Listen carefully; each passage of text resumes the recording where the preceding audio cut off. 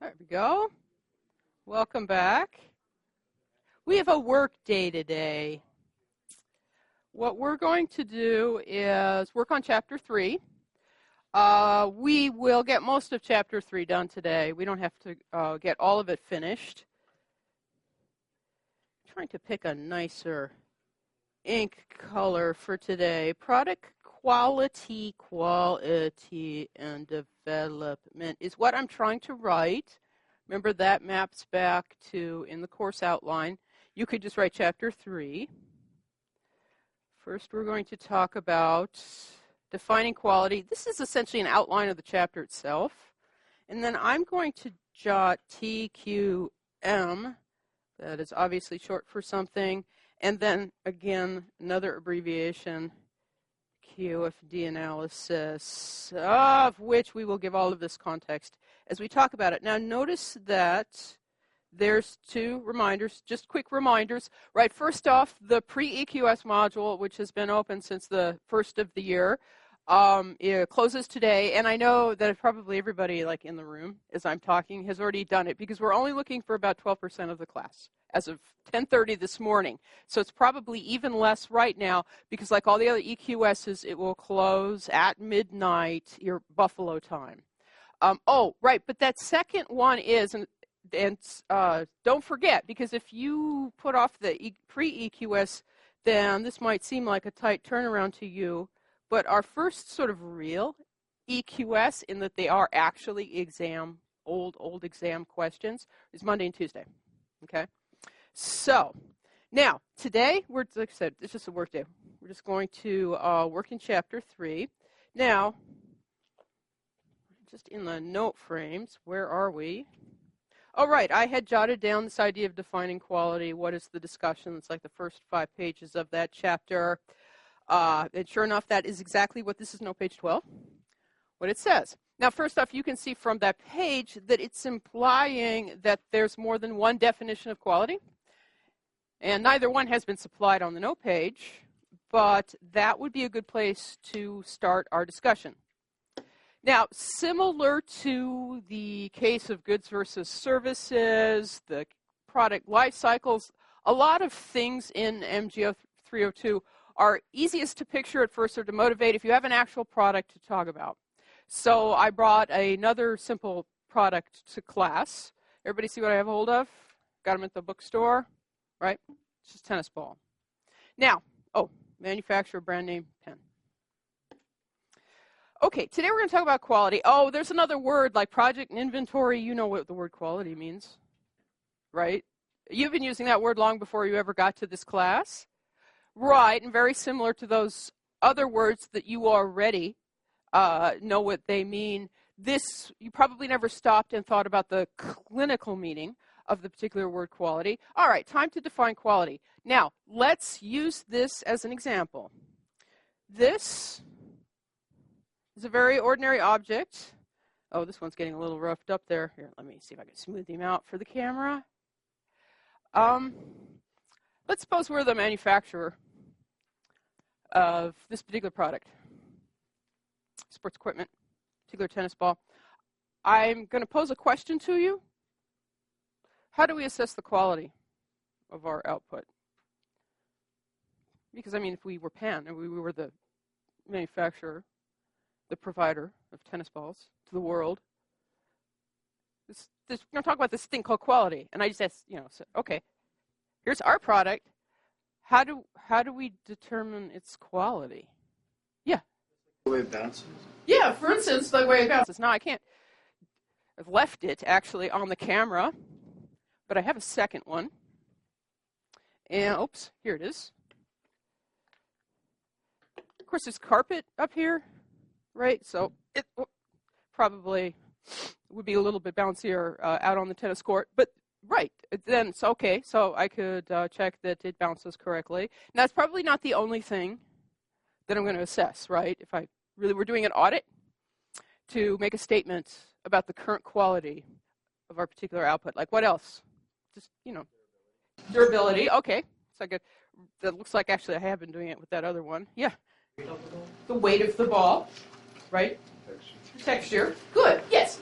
All of these things, if I were doing, in essence, an audit, if I were assessing for myself to determine, well, what really is the quality of my current output, these are all logical things, right? You don't, see, one of the reasons why I like a tennis ball is kind of like a bottle of water, excuse me. You don't have to know the specifics about how this is made in order to imagine, right, what might be the issues concerning the quality of the product, because it's a fairly simple product. Okay, now, actually what you knew intuitively already without MGO302 is the oldest definition of quality. In your notes, it says old definition. Old doesn't mean obsolete, like why are we talking about this because now there's something that replaced it. Old just means literally in terms of history, the oldest definition of quality. What you know intuitively already is quality as conformance to specifications. Because when I asked you, well, just speculate. If you were responsible for assessing the quality of that particular object, what was naturally coming to your mind was a series of things to check. Did you notice that? The bounciness of it, right? The weight of it.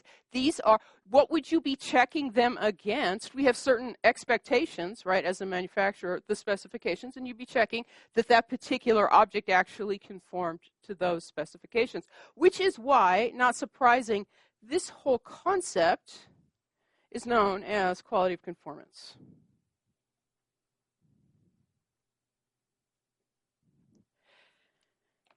And to prove to you that this is the oldest definition of quality, I brought an operations management textbook to class, but it's not our textbook. I got this textbook out of the bottom of a recycling bin. I just couldn't resist. This particular textbook would be perfectly appropriate for our class, an introduction to operations management, but it's not in print anymore. Does anybody care to speculate from the color scheme at the front when this book was actually in classrooms? 70s. Yes, this is in case you didn't know, this particular chroma right here, this is a very 70s style of design. Now, you say, oh, great, well, you brought a book from the 1970s. Interesting thing about operations management. A lot of operations management, just in the table of contents, I won't lie to you, it's been around for a while. I mean, we're going to talk about facility layout here. We're going to talk about capacity planning fairly soon, before the first exam.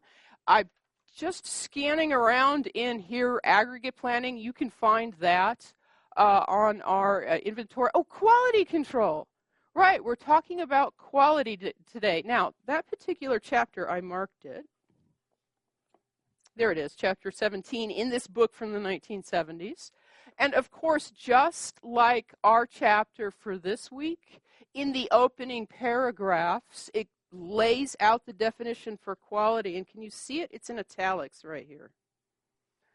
Product quality is the degree to which the product conforms to design specifications.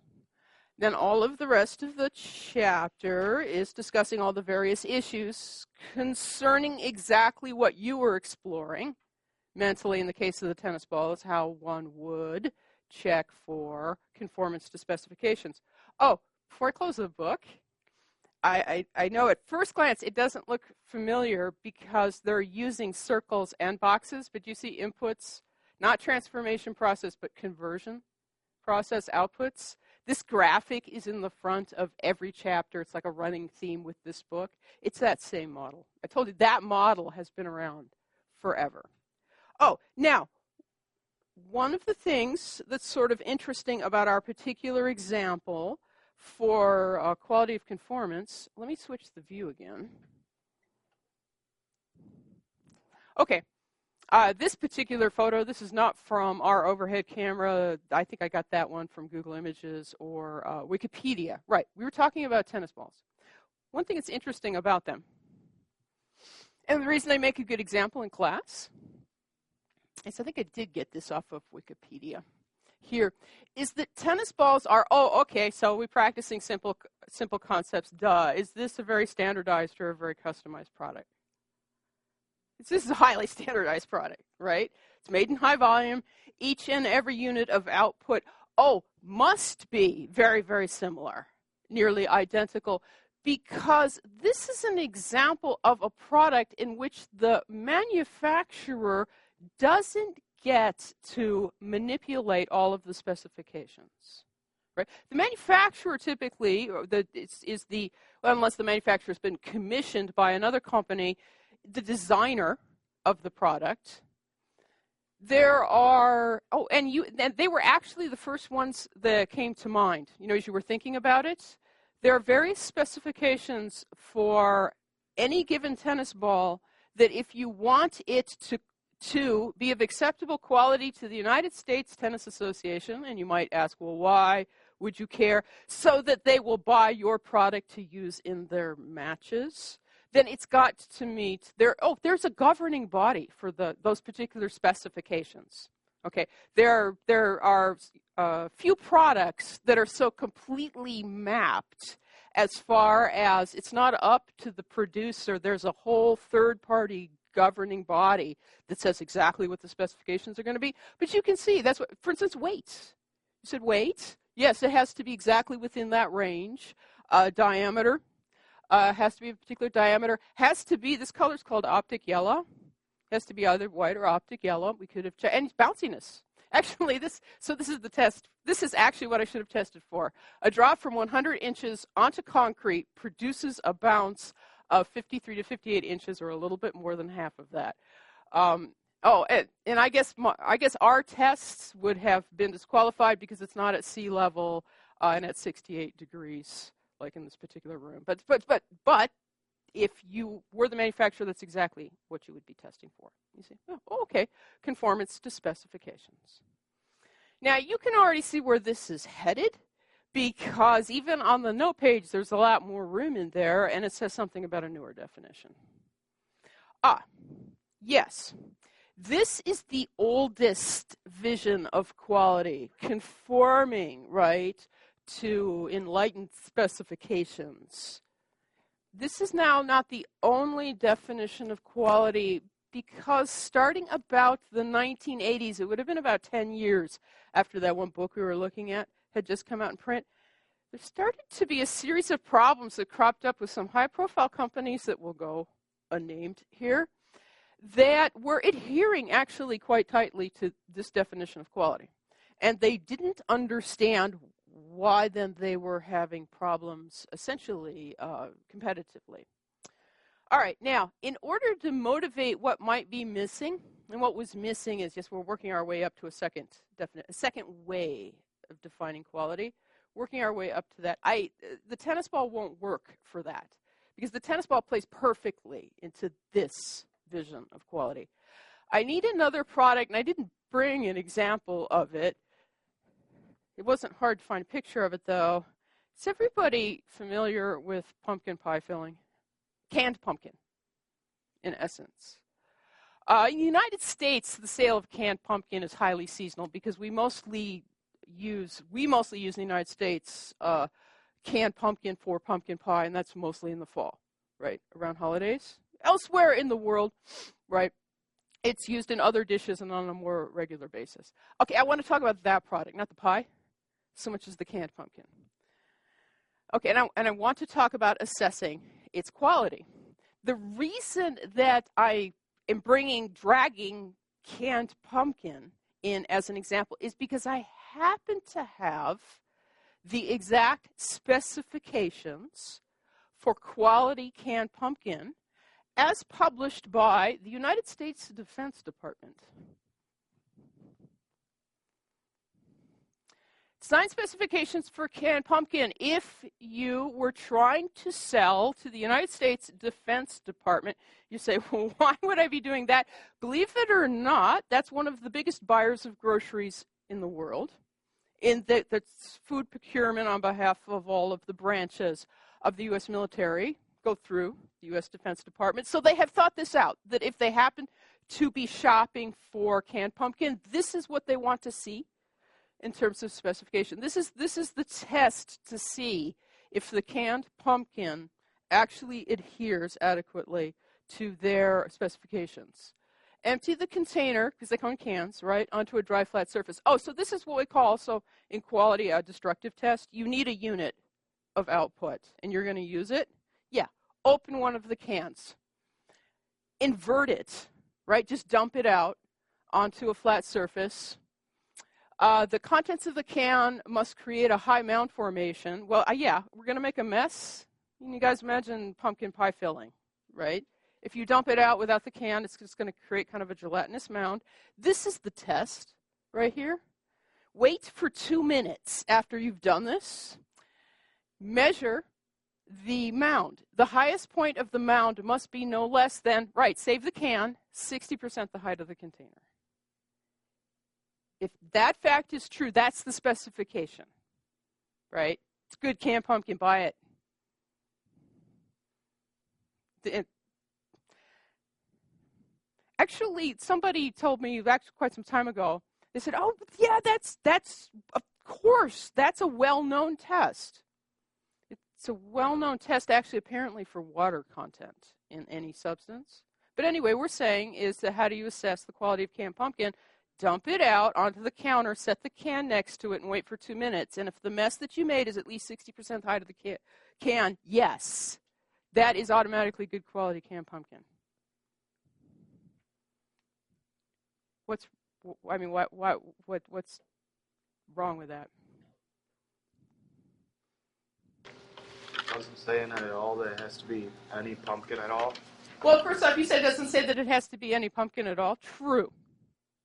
Although I think that in this case, we could say, well, we already took care of that because this was a specification for the canners of pumpkin. I mean, what else would they put in it, right? So I'm doing some hand waving. You're right. It actually doesn't say anything about pumpkin.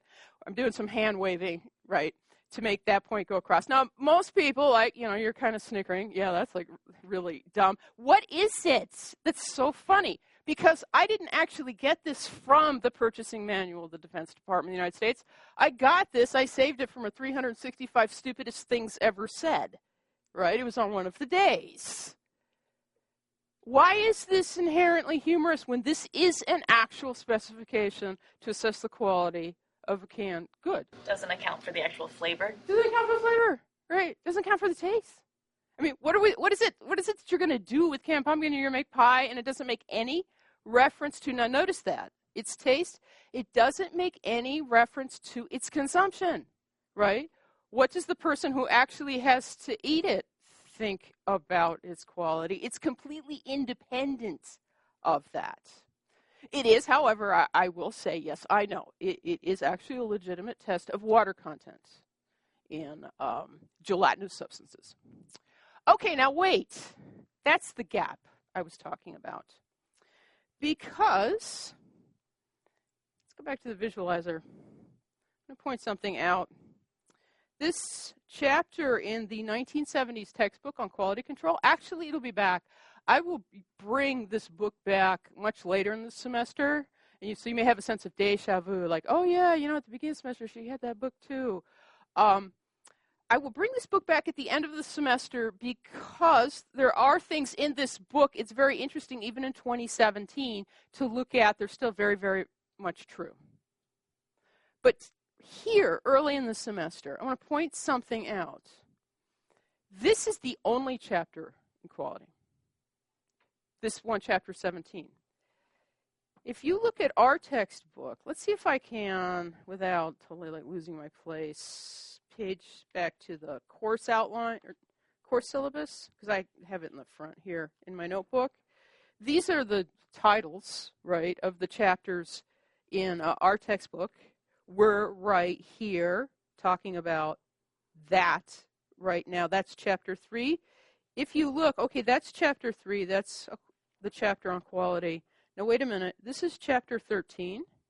It actually has the exact same title as the one from the 1970s. That's also a chapter on quality. Most introduction to operations management textbooks now in 2017 have 2 chapters in quality, not 1. The reason is that they still have the old one, so to speak, and we will, towards the end of the semester, come back to that. They still have that chapter on quality, what is known as quality control, and we'll talk more then about why is it called quality control. But they have a chapter that the book from the 1970s doesn't have, because in the 1970s and prior to that it was kind of a blind spot. They have a chapter focused on the newer definition of quality. Quality this is often how it's described, a function of customer perception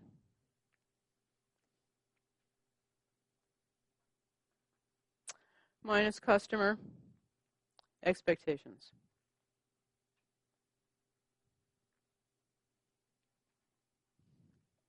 Quality from the viewpoint of the customer. The newer definition is known as quality of design.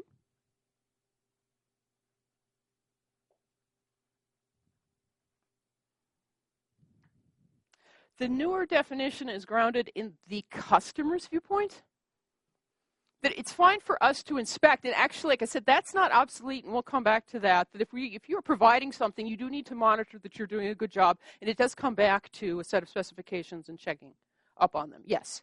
But ultimately, you cannot establish the quality of a product without its consumer. It is the customer that ultimately decides whether that was of adequate quality or really good quality or impressive quality. Now, this particular way of explaining it here is also pretty elegant in that it clarifies some things that can go wrong for you as the provider of something, even if you are providing it according to specifications. Now, first off, the thing going wrong for the canned pumpkin in the Defense Department, right, was it didn't say anything about the taste. That's customer perception. Maybe if we actually tasted it, we wouldn't like it at all. At that point, we'd be the customer, we'd be the consumer of it, right? And our perception of it is that, I don't care if it's a perfect water content. That tastes odd. I don't like that. So quality, first off, relies on the consumer perceiving that it is of appropriate quality.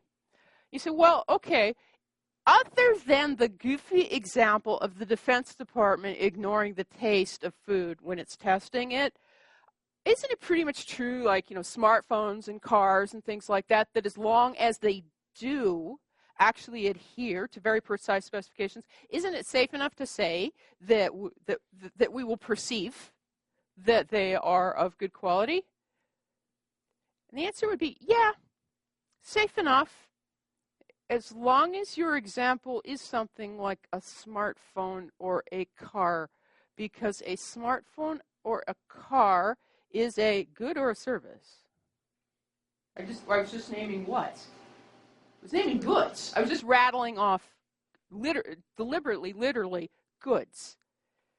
If your product is tangible, there is a better chance that your specifications, if you're adhered to it, the people will see that, they'll appreciate that, they will enjoy that, right? Yes. And you'll get a big score here. But wait a minute, many organizations and many people are engaged in the providing of services, and services are not tangible, right? Services will always have more trouble with the issue of how people perceive them, simply because it's very difficult to actually literally measure them. It's not an issue of confirming what the diameter is and confirming what the weight is. So service systems, and this is going to come up a couple times during the semester, service systems have to work harder, not simply to provide something according to specifications, but to make sure that the customer is perceiving that. And it's interesting, you will see service systems working to make the intangible tangible in order for us to have a better impression of it. You say, like, what? It's just a little while ago, I bought a small but pricey electronic device, and they asked me if I wanted the warranty. There was like a 3-year extended warranty. Oh, okay. I'm always the person that gets talked into that. And of course, the salesperson was delighted. Oh, good, right? Tack on the 3-year extended warranty and the cost of the 3-year extended warranty, and handed me a box. What's this? It's the warranty. Okay, warranty is a warranty is the essence of service, because what is it? It's a promise. It's a promise to be there. If anything goes wrong, then they'll make it right, right? It itself, it consists of nothing, except I'm holding it in a box. The box actually just had some paperwork in it, and it had some like little freebie things in it. The whole, so why did they do that? It was to make me feel better, supposedly, about the transaction, because I got something for it, because they're trying to give the warranty a physical presence.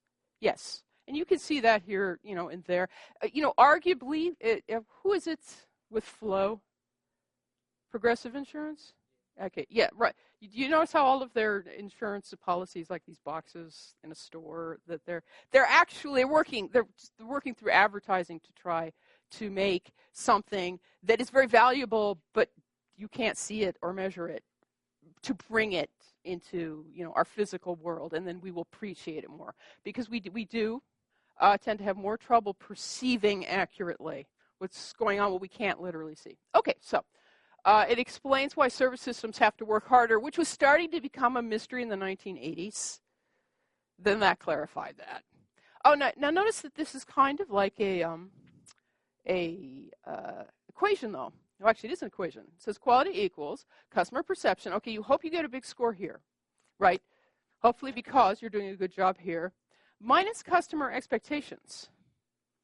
So you could be doing a really good job here, and actually everybody perceives it, but nobody likes your product. Why? Because they were expecting something else. This is just, it's clarifying another thing that can go wrong. You say, all right, well, how does that ever happen? If anybody, in here, you're interested in entrepreneurship or marketing, you're going to rapidly find out that that's a particular problem with new products, very new products, because they don't have a history. Literally, people don't know what to expect, and you might get into a problem space where, yeah, they see what you're doing, but they thought that they would be able to do more. And it's not that you're doing anything wrong, but unfortunately, you don't have a reputation, like for a very good product. So it helps to clarify that. Now, there is, in the front part of that chapter, actually 3 definitions of quality. You don't see the third one hinted at here, but I'll just jot it down. Oops, I think I misspelled continuous. I was trying to spell continuous. Continuous improvement.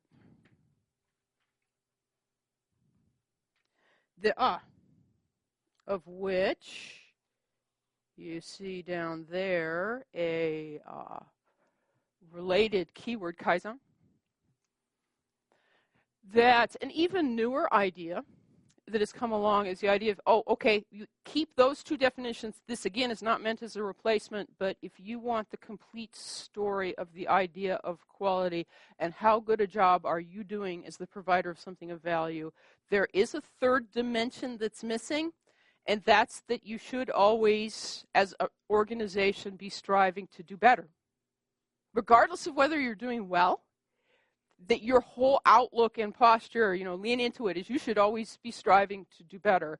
And so this is the 3rd dimension of quality of the idea of improvement, continuous improvement, of always making the product better. Now, there's a timeline here. I was hinting at it. I've got a graphic, maybe that will help clarify that behind the slide. There we go. In that, see, it says 1920s. That's some of the oldest textbook kind of stuff that was ever published in statistical process control. Is primarily what's in this book from the 1970s. That's another term for the other pages that we didn't look at. What they are explaining is statistical process control, and that's actually material that we're going to come back to later in the semester. All right, now this book is not from the 1920s, it's from the 1970s. So it's kind of on this timeline to scale right about here, because if you look in the table of contents, it doesn't have just in time in it. You say, well, yeah, but I'm looking at the table of contents in my book, and I don't see just in time either. No, but you should see that phrase, lean. In about the middle of the semester, we'll be talking about lean operation, of which that's the evolved term for this. Now, wait a minute, what's going on? This was all quality of conformance right here. Okay, starting in the 70s and then particularly in the 1980s, Toyota in particular began to champion the idea of continuous improvement. That your definition of quality should be always improving. In integrating that, and a focus on eliminating waste. Part of delivering a great product to the customer is just no wasted energy, no wasted material, no wasted motion, trying to drive the waste out of production. Initially, this is known as just in time. When you integrate the idea of always improving the Toyota production system, that we will be talking about in the middle of the semester. When you integrate the quality of design definition, you have what is known today as lean. It's usually just short. It's called lean. And we will be returning to that about the middle of the semester. Today, what is it that we're doing today? Now, if you take quality of conformance, you then adopt the idea of continuous improvement and quality of design, the fact that the customer ultimately determines through that equation what is and is not of adequate quality. You have a modern quality management program. A modern quality management program will span all of these definitions. It will roll up all of them. There are several, for lack of a better term, brand names in modern quality management. Modern quality management will take statistical process control and add those other dimensions. One style of modern quality management is known as TQM. That's actually what I jotted down for the agenda, or total quality management. Why the total? It refers to drawing in these two additional definitions to the one that everybody always knew about. There is also, has anybody in here ever had any Six Sigma training? You've heard Six Sigma? That's another. Brand is not a good term, school of thought, but actually also literally program or structure for modern quality management. The distinction between total quality management and Six Sigma, sometimes they can be very hard to distinguish from one another. But one thing that does distinguish between the two of them has to do in particular with the idea of who's involved with the program. Total quality management, actually I think I have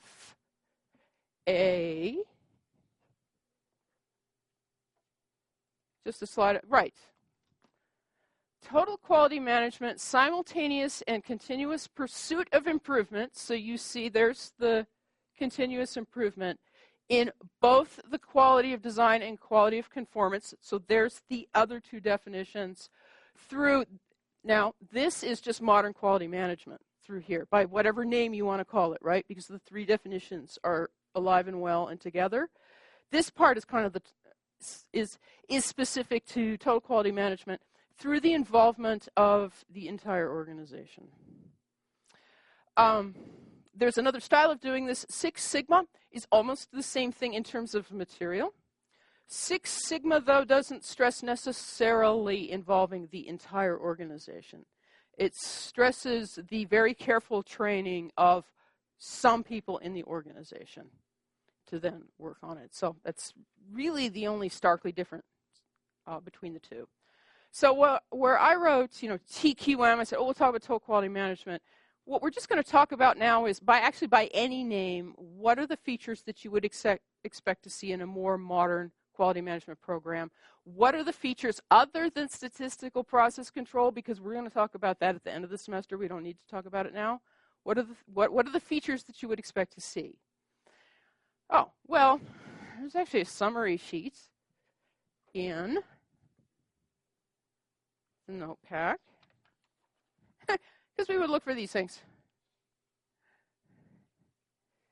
This is note page 13, but you have a hard time determining that because there's so many thumbnails at the bottom of the page. That tells you we're in some vocabulary intensive area of the book where there's a lot of keywords to pick up and to relate. Oh, which is telling you that this is actually just a frame that's trying to hit on the high points of, this is a very sort of material-rich area here. Okay, let's look at this. It says, well, what would I be looking for if it was more of a total quality management approach, if it's more of a modern quality program? What would there be other than checking for specifications? First element, it says everyone is a QC inspector. All right, that's very much total quality management. One of the thumbnails down below is quality circle. That's a phrase that you might hear. This is a illustration from the book. This actually is a quality circle. What is a quality circle? All right, you have a large organization. It provides something of value. It provides something of value if it's a large organization. It must be a fairly complicated operation, right? What a quality circle is that from all of the various salient parts of the organization, for instance, IT, accounting, the production floor, I'm just trying to name areas like within an organization. You pull a representative and then they meet and work on quality improvement projects. That's what a quality circle is meant to invoke. People who are actually involved in the provision of the product, and ideally, right, not just like from one area, meet periodically to work on solving problems and improving. So if they're going to tackle things like that, they are probably going to use a lot of brainstorming. There are certain actual brainstorming techniques that are recommended for like this type of environment. There has to be a cost, though, because you don't see quality circles in every organization. Some organizations, actually, they're quite active, but it's not something that you run across all the time. That tells you that there must be a cost. Does anybody have a sense of, because otherwise this sounds like a good idea. I mean, why would you not do that? Does anybody have a sense of what the cost might be?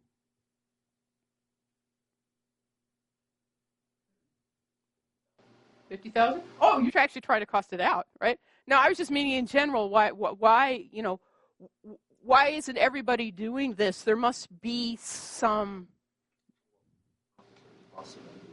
There are opportunity costs of them doing other things. Exactly. Which actually, we just don't want to overlook that, because there'll be a lot of things that we come across in operation. It's like, well, yeah, that's a good idea. Why wouldn't you do that? Just be careful. If you want somebody to do that, there's generally an opportunity cost. Each of these people have a full-time job, right? They're here talking about how to maybe improve the quality in the future. If they're here doing that, who's doing their job? There's some type of cost. Either their job is being covered by somebody else, or it's simply not getting done. At any rate, there's some type of impact, and we don't want to overlook it. Another related concept to this, the idea of trying to get everyone involved in some sense in quality control and improvement, is employee empowerment. Because if you're not going to have specific monitors checking for specifications, inspectors, then you're saying that, whoever is providing the product, they're responsible for knowing if it's according to specifications, if it's of adequate quality. Everybody's responsible for quality. Everyone's involved. Fine. If they run across a problem, and it looks like this is going to be an expensive problem, but it needs to be fixed, then they also need the authority to motivate the activity, the expense. No better way to frustrate somebody than to give them responsibility for something, but not also grant them the authority to take good care of it. Right. So that comes up in this setting. And that's an interesting distinction between this and Six Sigma. Because in Six Sigma, the suggestion is not that you try to pull in as many people as possible. the suggestion is that you select certain people, and you train them. You invest in them and you train them further, right? And they work specifically as a Six Sigma team, led by a black belt, on certain projects that are chosen by the upper management. So it's more prescriptive than the kind of TQM, let's get everybody involved vision. Now, either way, it is still way, way more involved than the original vision that it's descended from. Go back to the 1970s. Let's see if I can find this really, really fast. Here we are in that chapter. So it talks about the definition of quality. It's not too far after that, there it is. I knew it. There's this graphic, and what it is explaining is who's responsible for quality. And this is an organizational chart. It's laying out all of the different departments, and it's saying there'll be this other separate department that's just inspectors that check on specifications, right? And that's where quality happens. All right, both Six Sigma and TQM try. Now, there may be people that's what they do, is they inspect our product, but the whole issue of quality, right, is that it breaks that apart. That really it should be happening at various levels and in various departments, one way or another, whichever template you're using. Okay, so tools, quality circles, employee empowerment. Now, another distinguishing feature of modern quality management is this idea, because this is where we were getting that laugh about the canned pumpkin. That ultimately, whatever you call quality, it has to have been the customer that determined that. Now, if the customer finds quality, there's something important here. Specifications should follow. No, sorry, FOLLOW. Because this is the quality of design. That statement is quality of design. This is quality of conformance, or it's a necessary input to quality of conformance. The two viewpoints are still there. It's just that in a modern quality management program, we would have started with the customer, what the customer wants, started with the new definition, and then used that to create the specifications, and then we put the old definition in motion, the conformance to specifications. Now, this isn't as easy as it seems, because it says tools. Wait a minute, we have, and you've got it on the page before, you've got like these two different definitions of quality floating around. How is it that we're actually, practically speaking, we're going to be providing something. How are we going to link these two? There are specifically tools that have been developed for that, to literally create the bridge between the two. And we are going to look at in detail actually one of the most popular ones. So under tools, that's what I meant by QFD, Quality Function Deployment Analysis. It is a tool for bridging the definition between, tools up here, for bridging the definition between bridging the gap between the two definitions. Now, another element that you should look at, like say you're consulting, you're just trying to figure out if a firm has a more modern approach to quality, or if they're kind of back in the 1970s, what sort of things do you look for? Another thing to look for is when they do find a problem, what do they do about it? Because if they find a problem like, oops, that one's not right, if they just set it aside, glad that they caught it, and never ask questions about why that happened in the first place, then that's definitely like from the 1970s. Because modern quality management programs all have embedded in them somewhere, whether it's the quality circles that are doing this work, or they've got it set up in a different way with Six Sigma teams. When they find problems, they find the source of the problems. That's the next thing that they do. Why did that happen? And then they fix the problem at its source. You say, well, this sounds like common sense. Why would you not do that? You'd be surprised. First off, if you're working in a complicated environment, it is seldom very obvious what the source of problems are. Okay? Which means this is going to be a project. which means somebody does need to dedicate some attention to why did that happen. There are a variety of tools for that. You would want to gather some data. I can give you an example, actually, that is in your book, or it's the example in the book is descended from this, that I came across in Jacksonville, Florida. Now, this helicopter is not from Jacksonville, Florida. I just clipped it off of the web, but this is a hospital's emergency helicopter. Some years ago, I was working in the summertime in Florida, and some neurologists came in from Jacksonville, and they said, can anybody help us? Because it was the operations management department. They said, we have a mystery on our hands. And okay, I'll help. The mystery was, they had a problem. They're neurologists. They are particularly concerned with stroke patients who come in the emergency room. Because if someone is suffering from a stroke, the best answer is to administer, I could never pronounce it, transplasmagen activator, TPA is what they called it, to administer this particular drug as soon as possible. The problem is that you want to be 100% certain that the person is actually having a stroke, because this was a high-stakes drug. If you were to administer the drug and it turns out they were having a bleed, not a stroke, which has the same symptoms on the outside, the drug will kill them. So the drug may miraculously nearly cure them, or the drug may kill them if you've misdiagnosed. Okay, so think about it. All right, so when a person comes in with symptoms of a stroke, they try to, as fast as they can, go through a series of tests, make sure it is a stroke, then administer TPA. So one of the things that they did, now in the issue, spirit of quality, is this: they were constantly monitoring, and this is the curious data that they had that they couldn't make any sense of. They were constantly monitoring what they called door-to-needle time. And that is, okay, here the patient has arrived at the ER, just the total amount of time until they got TPA.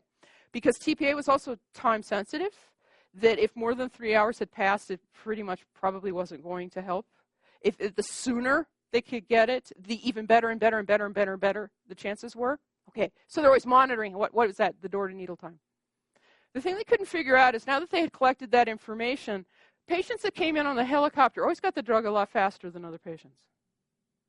Now, you say, well, yeah, they came in a helicopter. Helicopter goes really fast. No, it's door-to-needle time. Okay, it doesn't include the inbound time, right? It doesn't matter whether they came in on the helicopter or if they came in on an ambulance or if their family brought them in to the ER. You ever see that? We start the clock as soon as they arrive. And yet, patients that came in on the helicopter always get it really faster. And they couldn't figure that out. And interestingly enough, they had noticed that there was a big trauma center in Toronto, not near here, that had the same strange anomaly in their data. All right, so there's got to be a source of this, right? That's what I mean by fix things at the source. Well, what is the source? Because we would like for everybody to get the helicopter patients, quick time. But why is that happening? Well, we wound up using a lot of the same tools that are discussed in the book to investigate that. For instance, one of the things that you would want to do is simply list out what you think could be every possible reason for longer times. And then, this is called what kind of graph is this? Begins with an H. Histogram. Right, just a bar chart that is communicating the relative frequency within a group. Right. So we did a count, and the interesting thing is that of people that had longer door-to-needle times, the CT scanner was busy. It meant they had to wait for a CT scan. That was one of the last steps in confirming for, in fact, this was a stroke and it was safe and it was locked up with another patient. Okay, so Pareto analysis. Why would you do this? There's another keyword from this chapter. There's a bunch of different reasons why there might be a delay here. It's not a guarantee. It's not like it's physics and natural law, but it's amazing, though, how common it is. You make this big, long list. You go ahead and count the frequency within the list, and very often there's only a small subset, like 20% of the whole, that's responsible for most of it. That's the clarification. That's one of the things that you're looking for. We're trying to get closer to the source of this. Okay, so the CT scanner in particular was causing and so was additional blood work. So Pareto analysis, actually I think I have another, yes, just sorting it, that's all that is. And it turned out in the case of their data that about 80% was coming from 3 causes, and most of that was coming from 2 causes. There are other tools that you can use that might be helpful, cause and effect diagrams. It's not discussed in our chapter, but it turned out that to solve their mystery, something that was very helpful. For me, we actually will look at, oddly enough, under project management, I drew a network diagram of all of the different tasks they were trying to accomplish. And that clarified why people who didn't come in on the helicopter were more likely to get stuck in a queue waiting for the CT scanner or waiting for additional blood work to come back. To solve it, actually, though, even at this stage when we were working with the data, it wasn't really very apparent what it was. I had to go and spend a couple days just standing around talking to people and watching in the ER with this data, and suddenly it clarified it. You know what the reason was? When patients came in on the helicopter, first off, there was actually 2 reasons, and they have to do with each of those 2. When patients came in on the helicopter, the nurse that went out with the helicopter works in the ER, right? Because otherwise, if the helicopter is not out doing anything, that nurse, paramedic is working in the ER, and then a call comes in for the helicopter, and then that person leaves with it. You say, okay, well, why does that have anything to do with it? Oh, because that nurse draws blood during the trip back, and that blood goes straight to the lab. Remember, we have to get these tests done quick. And at first I overlooked that because I know that the paramedics on the ambulance also do this, right? They do. And so people, at least with the ambulance, should be enjoying that same benefit. But then I found out that when the paramedics on the ambulance do it, the nurses at the ER throw that blood away. And I said, yeah, what? And I had to talk to them about it, and they said, yeah. They said, unless we happen to know that paramedic, of which Jacksonville's a big place, and they serve a couple different medical networks. They said, we can't. I guess apparently, you can draw blood wrong. You can draw the wrong kind of blood, and if you've drawn the wrong kind of blood, they can get a bad lab report that can lead to. Remember how high stakes this was, a misdiagnosis. And so unless they happen to actually know the person that handed them the blood, they're not going to use that. And so that was the first advantage that helicopter patients consistently had. They didn't have to see how that never happened to them. The second one was I went over to the CT scanner area. It's off the ER. And I was just talking to the guy that ran the machine. And he said, oh, yeah, stroke patients. He said, oh, that's so frustrating. I said, okay, why is it frustrating? And he said, oh, well, I know that they're in a hurry because I know about TPA. He said, and sometimes, he said, I have a patient that comes to me like with a broken leg. They asked for a scan. And that patient is stable. That patient could wait. But he's not doing anything, so he goes ahead and he sets up that patient, he starts the scan, and then a stroke patient comes in. That's what he said was so frustrating. He said, oh, if I had only known. He said, it's really nice. I can hear the radio with the helicopter. I said, what? And from his area, he could hear the helicopter was in radio contact with the nurse's station, and he could just overhear the radio. And so he knew if a stroke patient was coming in. So if there is, and we'll talk about this later, actually in the semester, not stroke patients and stuff like that, but we'll talk about finite scheduling and blocking. The idea of something getting scheduled in and it blocks something else. Since he could hear, then if somebody came with a broken leg, he just sort of quietly delayed them for a little while to let the stroke patient arrive and move in ahead of them. But that was why that was happening more consistently to others. All right? This is all about finding out the source. You have to go looking for it. All right, now this actually should be, and it's a testimony to the physicians that, that started this, this should be an ongoing element of the program regardless of what it is that you're providing.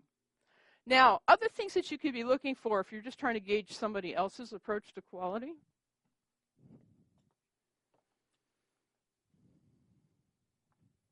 It says TQM element, involve suppliers, consider distribution, installation, and use. Again, that just sounds like, well, isn't that generally good advice? This actually refers to, again, inputs, transformation process, and outputs. Because that graphic, I mean, it was stylized a little different, but it actually is in the front of every chapter of this book from the 1970s, right? That's our vision of an operation. Now, in the 1970s, our vision was like, these are the brick walls of our facility. Our paradigm of inputs, transformation process, and outputs all exists within the walls of our facility. Right? If we're concerned about the quality of the inputs, we're looking at them on the shelf inside our facility. If we're concerned about the output, we're inspecting it in our own warehouse before it goes to the consumer. TQM and other programs say, well, there's like a whole nother organization here, your supplier. And if you're concerned about your inputs, shouldn't you draw in your supplier, this other party, and talk to them about it? Shouldn't you do this on a routine basis? Yes. So if you see that sort of activity going on in an organization, right, where they're trying to work actively actually with who they buy stuff from, then we say, okay, that's a little bit more evolved. That's a little bit more modern approach to quality. Now, on the output side, this unfortunate sort of myopia from the 1970s, where we think that everything ends right here, explains some stuff that's kind of going wrong now in 2017. The idea that the product in its quality, its value to its customer and to society in general, it ends once you have finished it and it leaves your facility. That is known as a cradle-to-gate model of product development. You say, what? Okay, just model, general way of thinking about things. Cradle-to-gate. Cradle being birth, you thought of the product, you designed it, you built it, it now exists to gate. That is when you're loading the truck with your finished product and it's leaving. Right? People are going to buy it. It's gone. Nothing that happens beyond that is of any concern of yours. All right. Now, this is a photo of cathode ray televisions. They are accumulating, apparently here it looks like, in a landfill. This is a big problem, not simply in the United States, actually, but around the world. Cathode ray televisions are an appliance that you rarely see. You still sometimes see them. You rarely see them in use because they were, talk about product life cycle decline, they were replaced by flat screens and flat screen technology. But here's the ironic thing. You rarely see those in use nowadays. If you wanted to actually own one, you wouldn't have a hard time finding one. We have lots of these in storage. There's no good way to dispose of these. There's a lot of mercury in this big glass vacuum tube in the back here.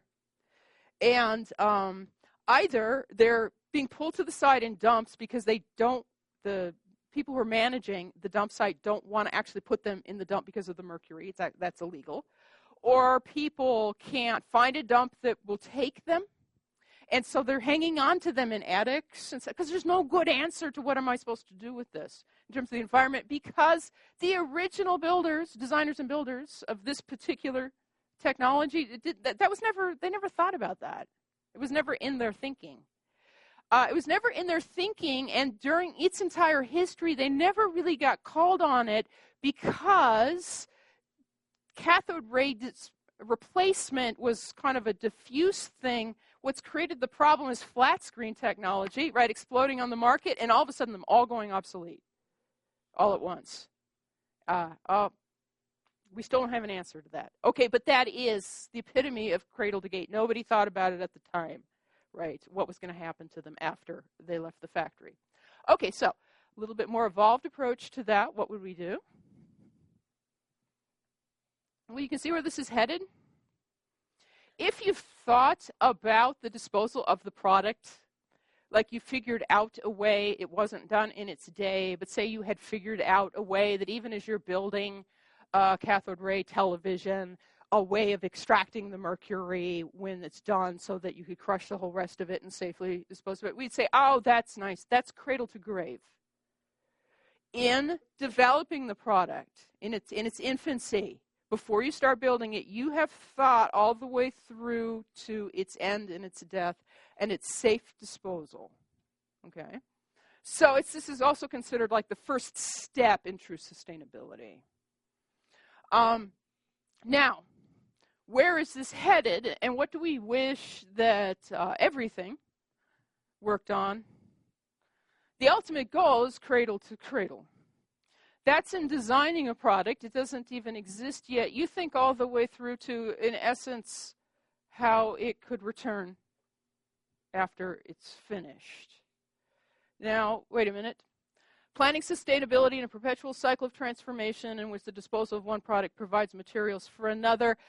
Cradle to cradle in that system, cradle to gate, cradle to grave, cradle to cradle is the term for that model. Although there is a whole industry in here, and I know a lot of you are very conscientious about it. UB is conscientious about it. You know it by a more commonplace name. Starts with an R. Recycling, right. Is try to work recycling into this. What can this be recycled into? Can we reclaim the material? Right, that would all be cradle to cradle. True, recycling.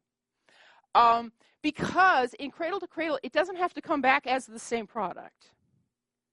It used to be that, and sometimes we can achieve cradle to cradle just by thinking harder about the existing product. You don't necessarily have to change it. Tires are a good example of that. Automobile tires. For years, there was big trouble with landfills because automobile tires, they don't break down. Actually, bad news, you guys. They say that every molecule of plastic that we have ever created as a species is still in existence at this moment. It takes a long time for these substances that we very much rely on to break down. Anyway, tires would accumulate in great mountains because they're not going to go away. Nowadays, you don't generally have that problem so much. They didn't really change automobile tires, but somebody got to work on it and found a very economical way of converting them to something else when we're done with them as tires. Anybody know nowadays what happens to tires? Well, yes. They're generally used as ground covering. Yeah, that's another example. Right. This is a picture that I'm standing in front of. These are actually freight containers. They're not being used as freight containers in this particular picture. This is actually emergency housing, so it's another example. Yeah. Supposed to do it, but what happens when you burn plastic chemically? What happens when you burn plastic chemically because you're not supposed to do it? You release a lot of noxious fumes in the air, and that's why you're not supposed to do it. Plastic molecule break down then? Hopefully it will break down before somebody else breathes it. Because if they breathe it, then it embeds in our tissues and is carcinogens. And then the unfortunate thing is the smaller that the person is, like a child, I mean, the more likely, just in terms of there's going to be problems, which is why we are not encouraged to burn plastic. That all the plastic invented is still in its molecule form. Right. We could address the fact that plastic is accumulating on the crust of our planet by burning it, but there's these other issues then of what's released. That's generally not considered a very good answer either. But recycling it, okay, we're keeping the chemicals where they are, right, and renewing it. Yes, that's a good answer. Anybody else? The last element, I do believe, on that sheet says something about the commitment of top management is vital, which isn't actually a characteristic, like if you were trying to decide if somebody was taking a modern approach to quality or not. All the other ones are. If you see those things, it's suggesting the organization has a more evolved approach. The last one is a necessary element if this is going to continue in the future. It's just a noted vulnerability of these more evolved, broader quality programs. If your top management doesn't believe in it, it's not going to last into the future. Because all these things cost money. Right down to, came out like a little story about the helicopters and stuff. Okay, the physicians had to take time out to investigate this, and then they paid me. Right? This was very real money. And then they got their answer, and actually we got a fix, and that was great, but there's no guarantees. So, if your top leadership doesn't believe in it, chances are, despite your best intentions, it's probably not going to survive in your organization, which might actually be, by the way, a key to a particular strength of Six Sigma. We kept saying Six Sigma versus TQM. It said, Six Sigma doesn't dictate that everybody has to be involved in quality, but it is a very specific training system, right, with a variety of levels that modeled on the martial arts, green belt, black belt, that you encourage certain people to go into. Oh, okay. But another thing about Six Sigma is, okay, you encourage certain people to go into it. They train in it. They work specifically on projects that Six Sigma specifies this. The top management choose the projects. The Six Sigma teams can come up with candidate lists, but it's got a very deliberate loop where then the top management has to look at the list and say, yes, we want to do this. And I'm thinking that that's helping the whole program survive through time. Because otherwise, these things, they can come and go. Yeah? The top managers aren't trained in Six Sigma. Doesn't that kind of defeat the purpose? If the top managers aren't trained in Six Sigma, it's interesting if you want to look into Six Sigma, is that you can spend a lot of time earning certification. It's actually very valuable material, and it's a nice thing to be able to put on, for instance, your resume. The top management don't necessarily, Six Sigma has this kind of feature where the top management don't have to train to be black belts. There is a way of acquainting them that they're recognized as the leader, like buy-in. It's basically about buy-in. That they're recognized as the leaders, but that they don't have to go through all of the training. Oh, because they're not going to do the problem solving. The whole point of Six Sigma is that you're training a group of people to be really good at problem solving. They'll do the problem solving. And for transformation, even though they have no knowledge about what would benefit the right. company the most. So if they don't have the Six Sigma training, they're picking the best option, right? Isn't that going to start being self-defeating? Apparently not. I could see how there might be problems in that sense, but apparently not, because it's a very successful program. And I think what it is that the people who generate the options have been trained and obviously were picked because they're talented and insightful. That's the idea. That's why the organization did it. They're generating a good enough list that if you picked anything from it, right, it's probably going to be beneficial for the organization. So that's I'm sort of guessing, but I think that's probably the whole ecology, why it is successful. It tends to be more successful in large organizations versus small ones. And the theory is, this makes sense to me, large organizations are probably the type of organization that unless you have some deliberate mechanism for picking people and appointing them to a team, they otherwise would never meet and never share ideas because they're a large organization. Small organizations, everybody's pressed together in one office anyway. They're exchanging ideas anyway. And it might be why then these types of programs with the steps and the training don't seem to produce as much value. Not that they're not valuable. They don't seem to produce as much value. Any thoughts on that? Okay. Now, that was just our overview tour of modern quality management. Why don't we, kind of mimicking the progression in Chapter 3, pick one of those tools in particular. One that's particularly strategic because, going back to where we started, this is the tool, it's known as quality function deployment, but you hear people refer to it as QFD, that builds the bridge between these two definitions that we started with. I find that QFD analysis is easiest to explain by demonstration. So why don't we go back to our really, really simple product? Again, we're talking about auditing the quality of our own product. We are concerned about our product and whether it's competitive, whether our design is up to date. I know I'm talking about a tennis ball. That might seem kind of ironic, but for the example that we talked through in class, I did want to keep it simple. So let us suppose that we are going to conduct a so-called QFD analysis concerning our particular model of tennis ball. You see, it says step 1. First thing you do, right, you start with the customers. Remember, the customers are first. We need to gather some up. It says determine the features our customers consider valuable. Now, this is expense. This means you may even be hiring a marketing firm to do this for you if you don't have a lot of experience in this. You need some customer focus groups. You need to convene focus groups of people that use your product. All right, now, what is it that you do? In the first phase of a so-called QFD analysis, have the groups just talk about what they like in this type of product in general, right? What is it that impresses them?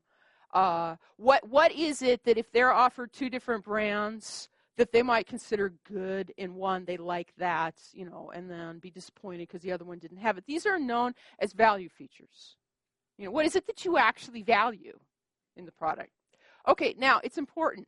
In this phase, and this is why, if you're kind of a production firm, you might actually want to hire a marketing firm to gather the data for you, because you need to let the customers express these value features in their own language and not start trying to coach them about the practicalities of what can and can't be done with the product. Because, now, in order to populate the example that's in your notes, I'm just going to say, all right, let's say that we did this. And what came back is 3 value features. Customers said, because this is typical, they said, oh, well, we like the tennis balls. They're easy to see. And you're thinking, because you know something about tennis balls, what do you mean easy to see? They have to all be the same color. We don't have any choice. They have to all be the same size. Okay, this is not time for that. If they say, and they all agree, oh, yeah, we like the ones that are easy to see, then their perception is that some of them are easier to see than others. And right now, we just note that, because that's going to become a target, whether it makes sense to us or not. All right, now, what else did they like? I said, oh, well, okay, maybe this makes more sense to us. Oh, yeah, we like the ones that stays bouncy. And you say, oh, okay, that I understand. You're talking about durability, right? Oh, okay, good, you value that. And then, oh, that's interesting. I didn't think about that. They say they like the ones that stay clean. In a tennis ball, if it stays clean, that's very valuable to me, versus it picks up dog spit and dirt really fast, and then you don't want to pick it up off of the ground. Okay, now this is all implying, if the focus group has been done correctly, that apparently among different brands there must be some differences. We're just trying to capture what the differences were that were valuable to the customer. All right, now, this is a means to an end, because we need this to actually set up some quantitative data collection. That's why it says, customer attributes, customer value features. Just copy the same suggestions over. We're going to collect some data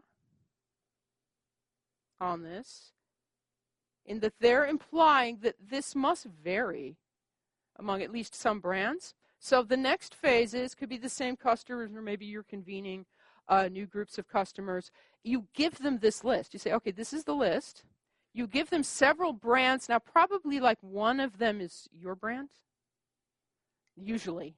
But you give them several different brands of the product, and you just ask them to rate the brands on this list that was developed in the first phase.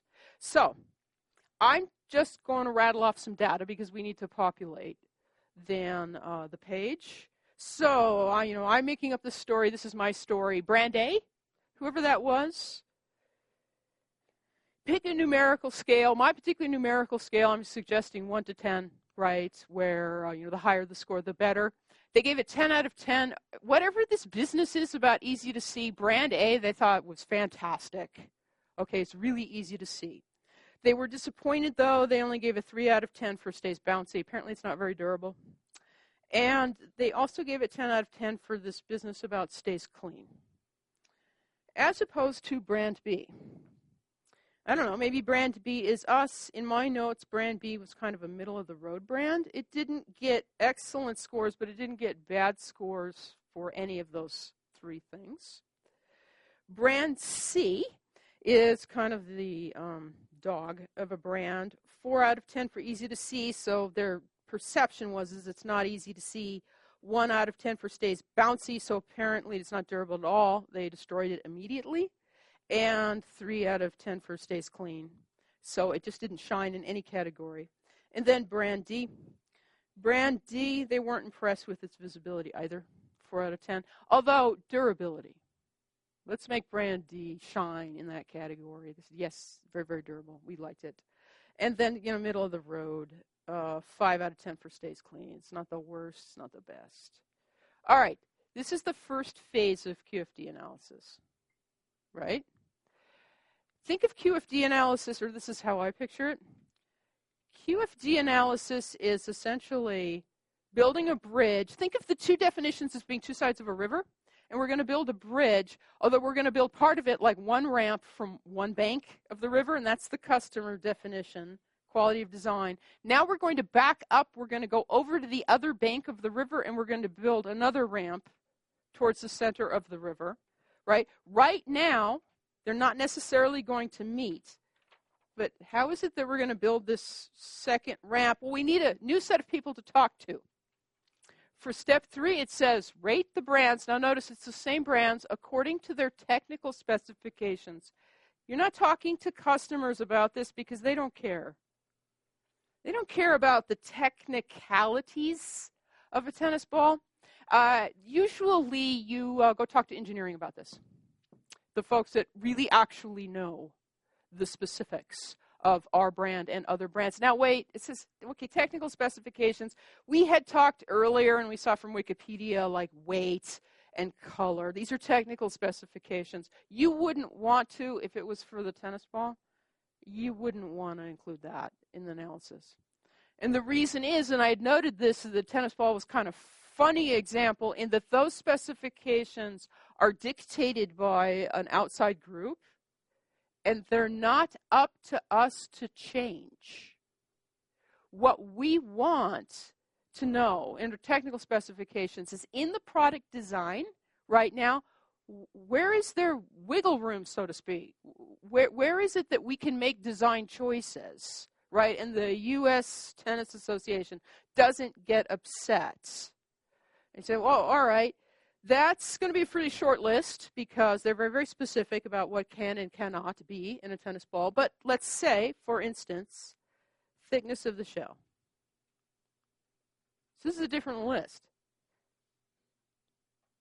Because among the 4 brands that the customers were playing with, if you were to cut them open on a bandsaw and look, there is some variation concerning the shell, is the actual hard crust of the tennis ball. So how thick is the shell? Something else you do see some different choices between brands in is density of nap. NAP, that is the furry covering, the threads that are embedded in the shell. Right? This is what gives the tennis ball traction when it hits the ground.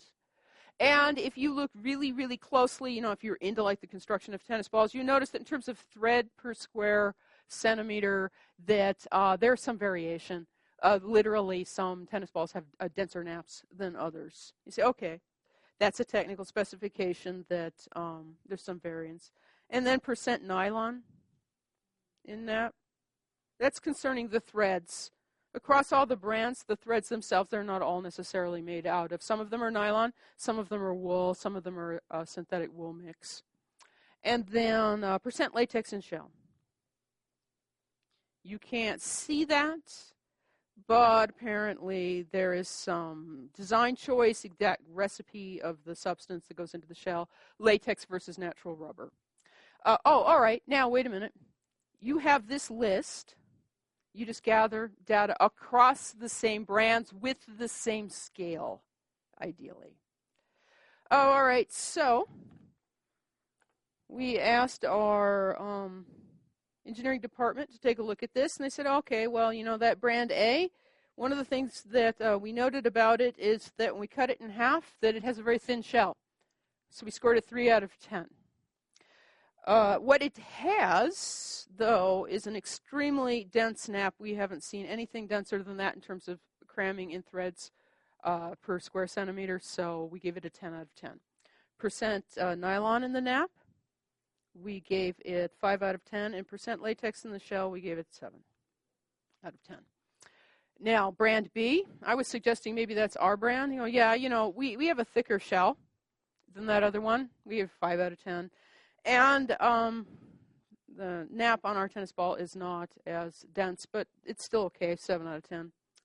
Then nylon in the nap, we use less nylon, more natural fibers, so 4 out of 10. And percent latex in the shell, 5 out of 10.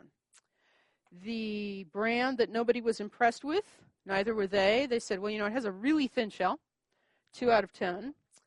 Density of the nap, 4 out of 10. Percent nylon on the nap, 4 out of 10. Although they did use a lot of latex. Not quite 10 out of 10, but we give it 9 out of 10. Their recipe was very heavy on latex. And then brand D. This brand has the heaviest shell in terms of thickness. They gave it 8 out of 10.